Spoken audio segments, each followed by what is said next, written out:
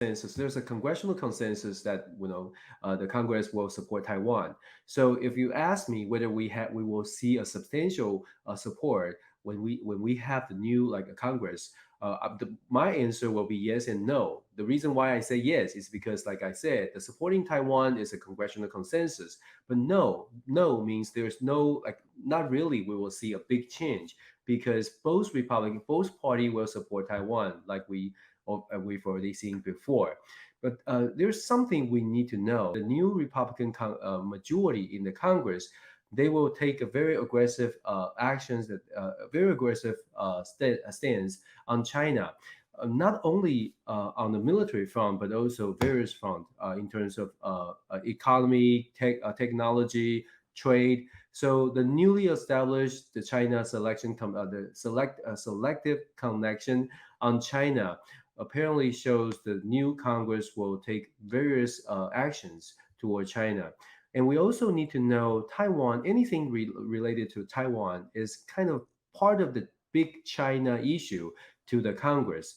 So, yes, we will see more support from the Congress to Taiwan, but we will also be very careful, because we're going to see a very strong and very rigid competition between the U.S. and China. And the congressional support is good for Taiwan, but the competition, if the competition go too intense, then Taiwan need to be very careful because we don't know which part, what kind of actions both party will take. In terms of Taiwan support, what support does it have in the different branches of government? Is it at the level of Ukraine? Let's talk about the two different branch, the legislative branch and the executive branch.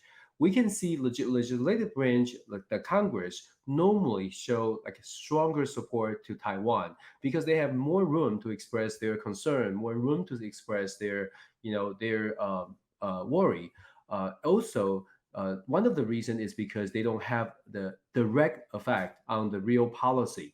However, on the executive branch, the White House or the State Department, they have to be very careful. As long as there's the so-called like one China policy, and as long as the U.S. does not try to change or intend to change the one China policy, then there's a very limited leeway for executive branch to say anything. We know the U.S. is with Taiwan, try to help Taiwan protect Taiwan democracy, but the different branch they have to take different actions given their power and given their constitutional constraint.